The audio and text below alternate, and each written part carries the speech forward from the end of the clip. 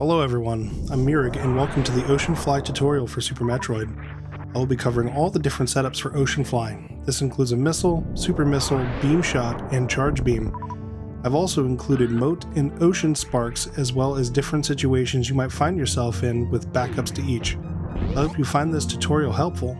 Please like, subscribe, and share for more Super Metroid tutorials like this. I have timestamps in the description for each section of the tutorial, so if there is something specific you're looking for, it'll be easier to navigate to. In the small text window in the bottom, I will give a small detail of what I'm covering. In the large text window to the right of the video will be key information that you should know with each section of this trick. The crab farm that I do in this clip is optional. You can skip these if you wish, however I have always chosen to farm them. If you want to farm these crabs, I recommend morphing before the door transition and holding left.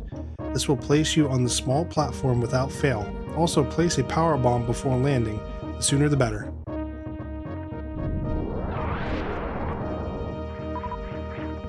Shooting up as we land will break the breakable blocks above us. Jumping, morphing, and placing a power bomb in this specific area is useful for multiple reasons. This is the optimal distance to open the power bomb door into Moat and gives us a chance to avoid damage from the Kihunter. You have a few options when dealing with this Kihunter. 2 beam shots with wave will take care of this Kihunter, however, could open the blue door behind him. This is the setup I use for Missile-Fly. As you can see, I use a missile to kill this Kihunter and keeps missile selected for Missile-Fly in the next room. If you want to use a missile but are opting to go for beam or charge Oceanfly, then deselect after killing the Kihunter or use an auto deselect missile, whichever is more comfortable for you. We are then going to run to the door, turn, and begin our short charge.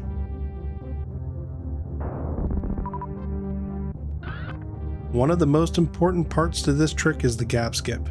If you begin your short charge immediately after killing the Kihunter, you will be required to perform this gap skip.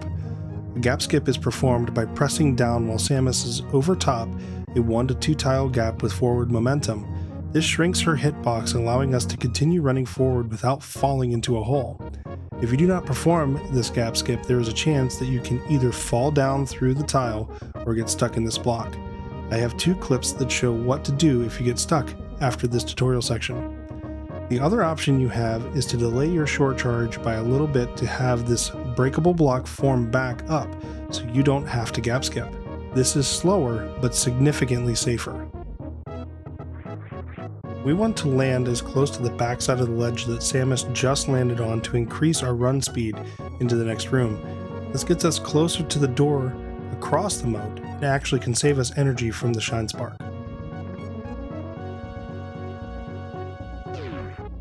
This section of the tutorial, I will be slowing the clip down so you can see the position of all the visual cues I use to perform a successful Oceanfly. We want to run out of the door and jump higher than the missiles. However, we want Samus low enough that she will clear the ledge that is directly above the door that we are shooting. My visual cue for this is to be a few pixels higher than the missiles on the pedestal. I then use a technique to initiate this trick known to me as a flam. A flam in drumming terms is to play 2 single stroke notes at different heights. What this sounds like is 2 separate notes played one right after another. If you look at the input visualizer in the top right corner of this video, you will notice that I press shoot and up a frame apart. This is the flam. We will be doing the same thing again. One thing to note is that your position will always be variable, and sometimes setting up a visual cue for Samus will be difficult. I've done Oceanflies where she is closer to the door we just ran from or nearly touching the missiles. This shouldn't change the timing of this trick. If it does, I will show you my next set of visual cues I use to finish this spark. Once the pink head of the missile leaves the screen, that is my visual cue to initiate the spark. I perform a flam again on my controller of left, then jump to horizontal spark. If everything went well, this will shoot you straight over to the wrecked ship.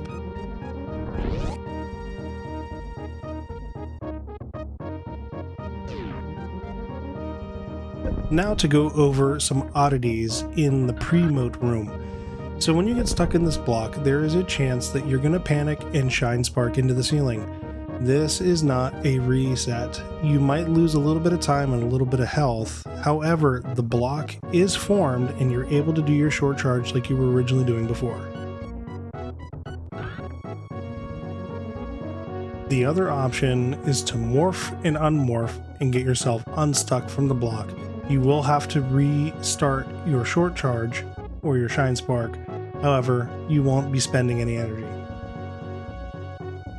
I tried for quite the long time to get the full setup of charge spark. However, I have a hard time with short charging and pressing additional inputs at the same time. So this is just a rough idea of what you're supposed to do.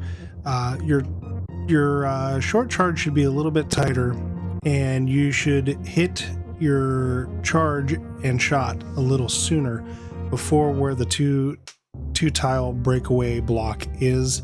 That way you can hold the charge, have your shine spark stored, and be able to do the gap skip as well. I tried for probably half an hour and was not successful, but this gives you a rough idea. There are two other options that you can perform when it comes to not doing an Oceanfly, which is known as a Moat spark, which allows you to get across the moat but not having to worry about the time shot in the next room. If you want to skip the missiles on the pedestal, you want to jump higher in the room here and ride the ceiling, and this will get you across the moat without grabbing missiles. However, if you want to grab the missiles off the pedestal, the best thing you can do is jump to the platform where we have been landing before the door and just do a horizontal shine spark. It will crash you into the missiles and then straight into the door. I think that covers everything for pre-Moat.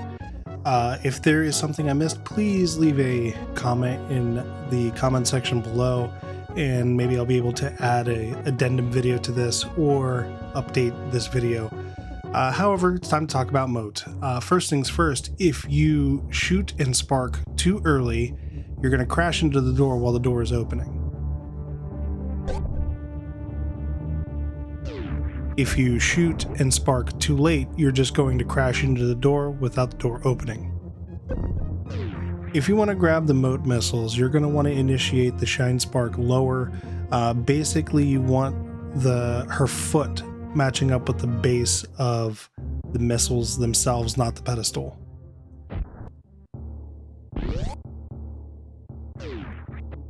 Using a super, I have dubbed the Superfly, and is a very expensive but very fast way to get across Moat. Basically, the timing for this is the moment you shoot the super, you have to initiate the shine spark immediately right after, or the super is going to move off screen and despawn and not open the door. And might I add, this is not only swaggy, but who am I kidding? It's very swaggy.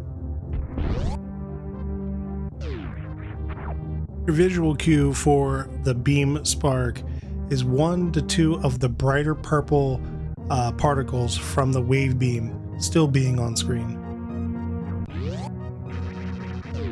I might be a little biased in thinking that this is the most difficult Oceanfly of them all, because I've been doing missile since the time that I learned Oceanfly. However, the timing of the charge beam and the wave beam and the missile all feel roughly the same, and your visual cue for the charge beam is that all of the brighter purple particles from the wave beam are off screen, and all you have left is the dark particles. So if Oceanfly was done successfully, you will crash into the super door at Wreck Ship. However, there is some backups in case you were unable to perform Oceanfly successfully.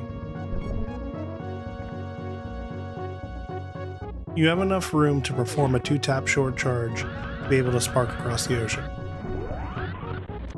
If you miss the short charge coming in from Moat, you can run backwards, get your short charge, but you're going to want to run forward and jump as far as you can. It's going to actually preserve your energy. You bonk the ledge when sparking to Wreck Ship, hold right, and you'll land on the platform. The safest ocean spark is grabbing your short charge and then horizontal sparking off of the first platform. I think that fully covers Oceanfly and all the backups. I will leave an uncut version of the full Oceanfly as well as the different clips of the spark at the end. Thank you for watching. I truly hope this helped you get a better understanding of Oceanfly. Leave a comment if you have any questions about Oceanfly. Thank you to KungFusedMike for the input visualizer, and thank you to the MeurigVII community for your continued love and support. See you next mission.